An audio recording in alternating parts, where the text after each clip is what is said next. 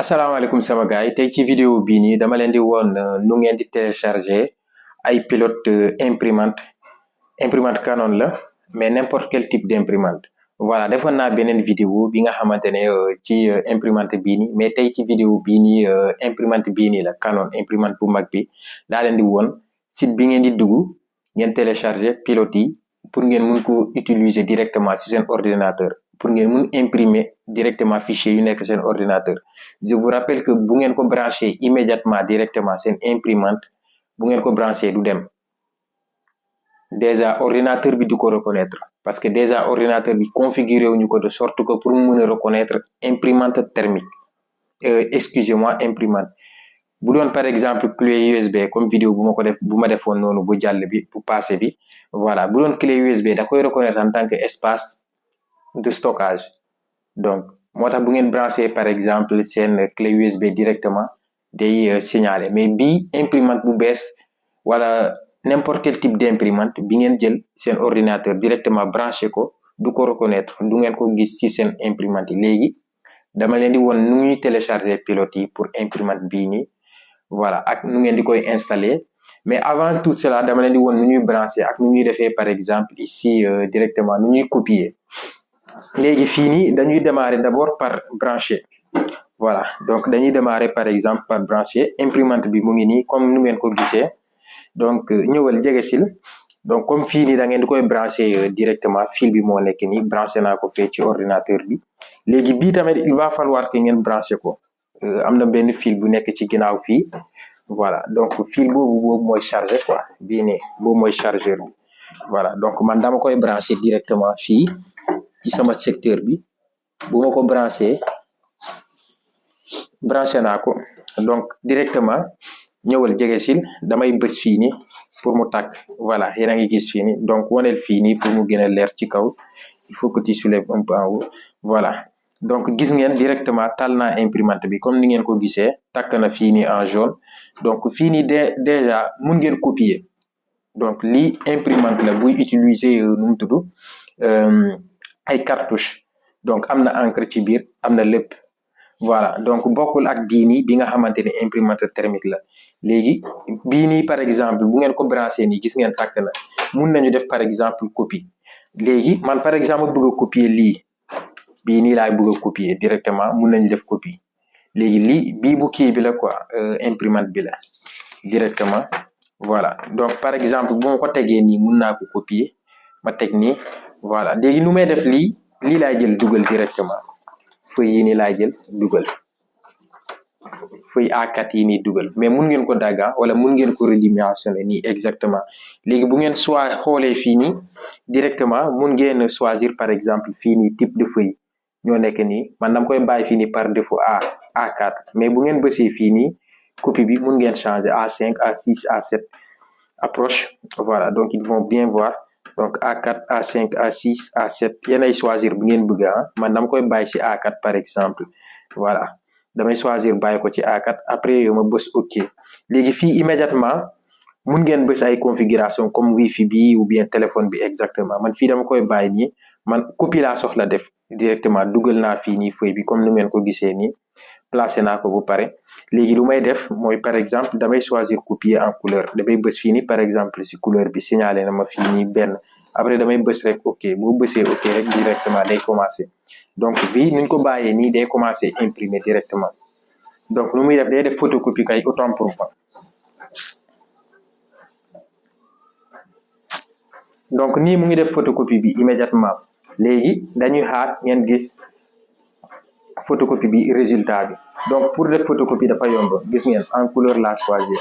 donc def na photocopie bi moo nekk nii donc dafa yomba mun ngeen def par exemple scanner tamit da leen di permettre ngeen scanner donc lii la photocopie moo nekk nii résultat bi ngeen di am nii voilà mais contrairement bu ngeen ñëwee par exemple fii nii ci seen ordinateur boobu laa branché nii ngeen bëgg a imprimer du dem directement léegi pour pouvoir nu ngeen di def par exemple pour seen ordinateur reconnaître ko n'importe quel type d'imprimante da ngeen di xool marque bi moo nekk nii Canon moo nekk nii ngeen xool modèle bi ñëwal fii nii voilà léegi marque bi moo nekk nii Canon Pixma TS 300 3340 moo nekk nii modèle bi léegi boobu la ñuy jéem a télécharger suñu ordinateur bu ko defee ngeen mun kaa installer par exemple léegi man fii damay ñëw ci Google par exemple sama ordinateur ma bind par exemple fii Canon TS ma def par exemple 340 boobu laay def nii moo nekk nii boobu laay bës léegi jege sil pour ñu gis voilà donc moo nekk nii gis ngeen site bi moo nekk nii voilà ñaari sites yi ñoo nekk nii léegi immédiatement fii nii mën naa bës fii nii par exemple donc moom moo nekk nii léegi fii pilote yi la ñuy télécharger gis ngeen Canon bi moo nekk nii information yëpp ñoo nekk nii pour site bi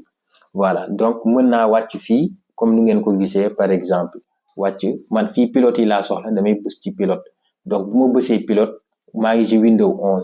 léegi mën naa bës par exemple Windows 11 ma bàyyi ko foofu par exemple Windows 11 voilà léegi bu ma paree damay wàcc ci suuf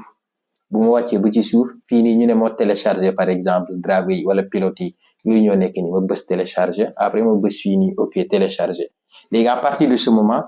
téléchargement bi moo nekk nii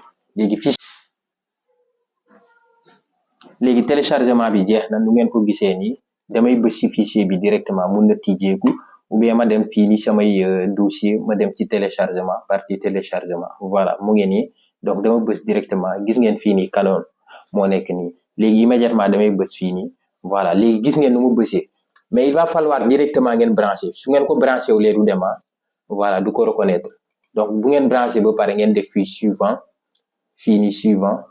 voilà donc mu ngi nettoyé directement installation bi commencé na donc mu ngi commencé repérer lépp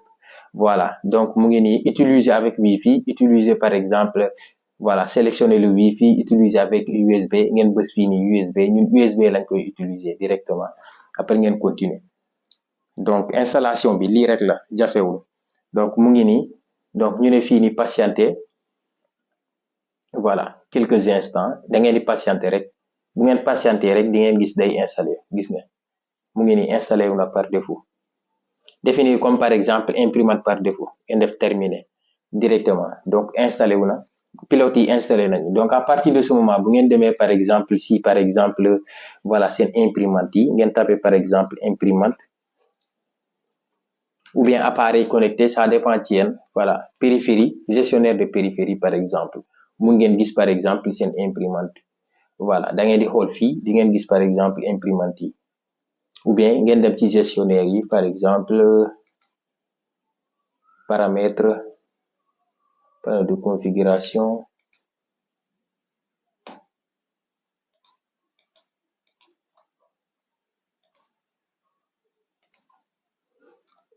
def imprimante